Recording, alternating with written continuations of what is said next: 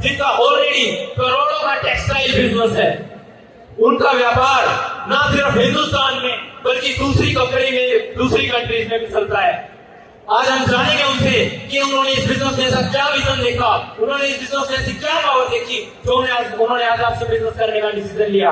और हम आज उनकी और अब जोरदार तालियों के बीच में आपके सामने इनवाइट करने जा रहा हूँ आरसीएम बिजनेस की नेक्स्ट जनरेशन मिस्टर अभिषेक छाबड़ा सर को।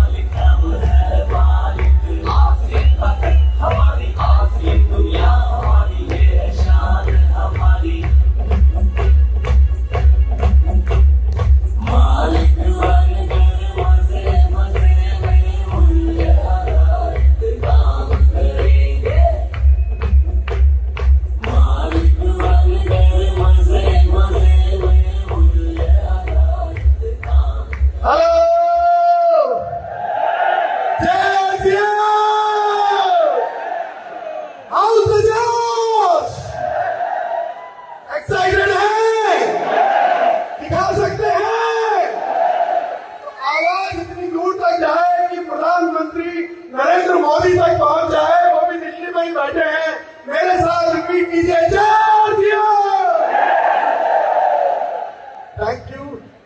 Thank you very much. और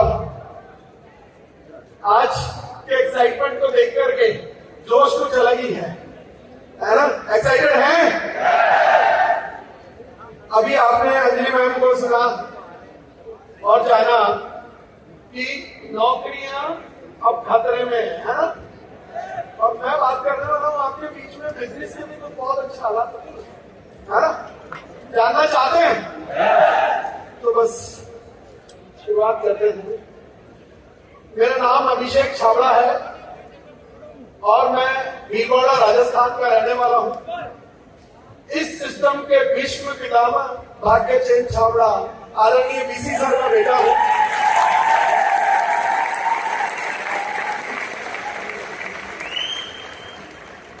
और इस सिस्टम के रचयिता आदरणीय डीसी सर और मास्टर ऑफ द सिस्टम कहे जाने वाले आदरणीय केसी सर, इस बिजनेस के पहले डायमंड उनका मैं भतीजा हूं।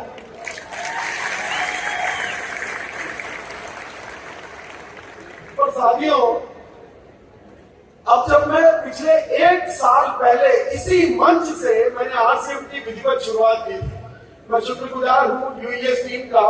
बहुत बहुत धन्यवाद जो आपने हम युवाओं के लिए ये मंच उपलब्ध कराया। पिछले 1 साल पहले मैंने विधिवत आरसीएम की शुरुआत इसी मंच से, इसी शहर से की थी। आज फिर मैं आपके बीच में हूँ। और पिछले 1 साल में जब मैं पूरे हिंदुस्तान में जाता हूँ तो मुझसे लोग एक ही सवाल करते हैं कि 22 साल तक आपने इस सिस्टम को ना क्यों कहा, है ना? आप भी जानना चाहते हैं? तो मैं जब भी 22 साल तक मुझे बीसी सर फॉलो करते थे। कौन करते थे? जो पूरी दुनिया को समझाते हैं वो मुझे नहीं समझा पाए और 22 साल तक मुझे फॉलो करते रहे। और वो जब भी मैं उनको ना बोलता था ना तो वो एक ही बात कहते थे कि बेटा आरसीएम को जीवन में आदमी 2 ही वजह से ना बोल सकता है, या तो उसको किसी बात का अहम है या उसको किसी बात का वहम है।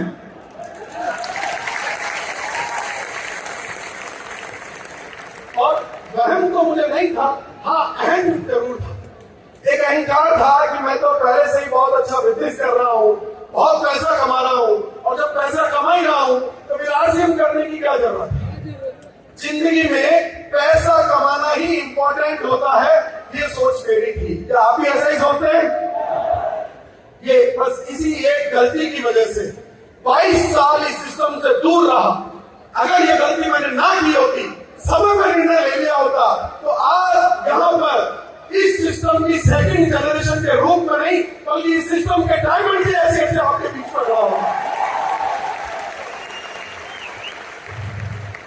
साथियों, हम जब बिजनेस करते हैं तो हम कुछ सपने बनाते हैं, ड्रॉ करते हैं बिजनेस, इतनी मेहनत करते हैं, इतना इन्वेस्टमेंट करते हैं ताकि हम अपने सपनों की जिंदगी को जी सकें। और उन्हीं सपनों को हासिल करने के लिए मैंने भी बिजनेस करना स्टार्ट किया, बहुत सारी मेहनत की, बहुत सारा इन्वेस्टमेंट किया कि मैं अपनी ड्रीम लाइफ जी सकूं। बचपन से मेरा एक सपना था कि मैं वर्ल्ड टूर पर जाऊं। कहां पर जाऊं? वर्ल्ड टूर पर। हाँ, तो एक दो देश घूमने, मुझे पूरी दुनिया घूमनी है। चाहते हैं आप भी पूरी दुनिया घूमना? तो इसी सपने के साथ मैंने मेहनत करना स्टार्ट किया, इन्वेस्टमेंट किया, काम किया, और जब ठीक ठाक पैसा कमा लिया तो एक दिन अपने ट्रेवल एजेंट मित्र को मैंने फोन लगाया कि यार मैं वर्ल्ड टूर पे जाना चाहता हूं। तो उसने कहा सर ठीक है, हो जाएगा, इसके लिए 50 लाख रुपए लगेंगे। मैंने कहा हो जाएगा।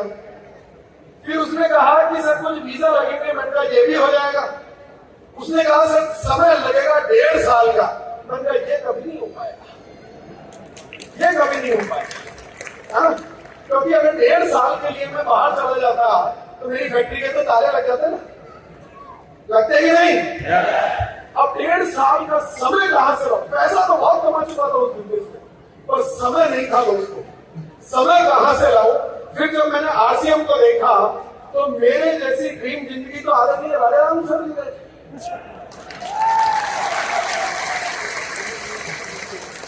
पिछले 3 सालों में 25 से ज्यादा देशों की वो यात्राएं कर चुके हैं। पिछले 8 सालों से वो अपने फार्म हाउस पर अपने बाबूजी के साथ रहते हैं, पोते बच्चों के साथ खेलते हैं और इस सिस्टम को करते हैं, पर अपनी इच्छा से, मजबूरी से नहीं। बात समझ आ रही है? क्योंकि इन्होंने इस सिस्टम में टाइम, मनी और सिक्योरिटी जैसी तीनों चीजों को हासिल कर लिया।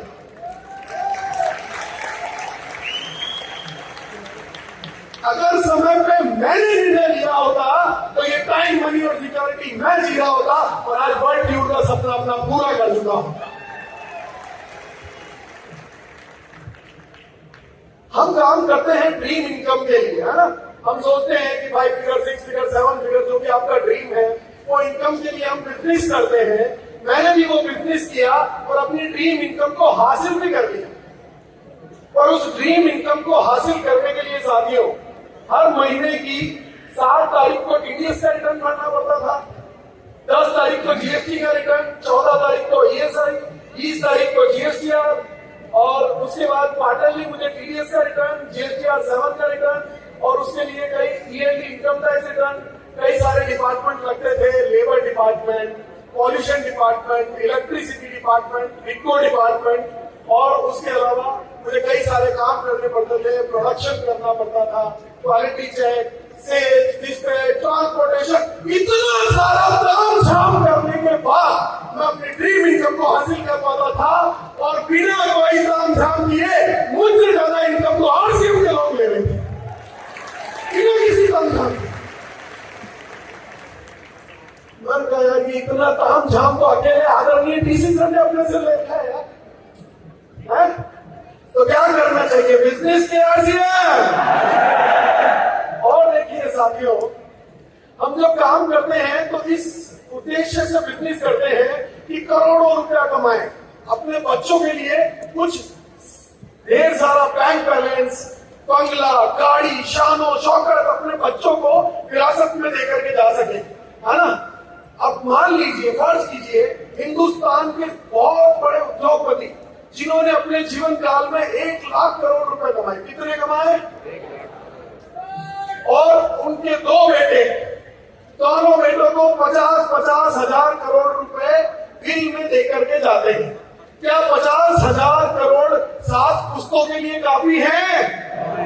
7 पुस्त 50,000 करोड़,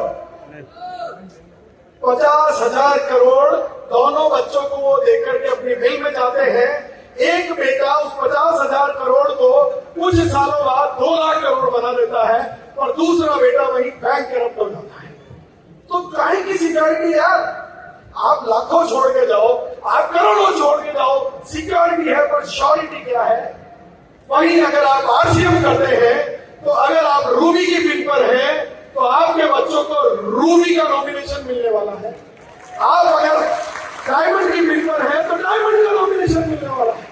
और इसीलिए मैं कहता हूं कि आरसीएम सिक्योरिटी की श्योरिटी देता है, बिजनेस नहीं देता ऐसा।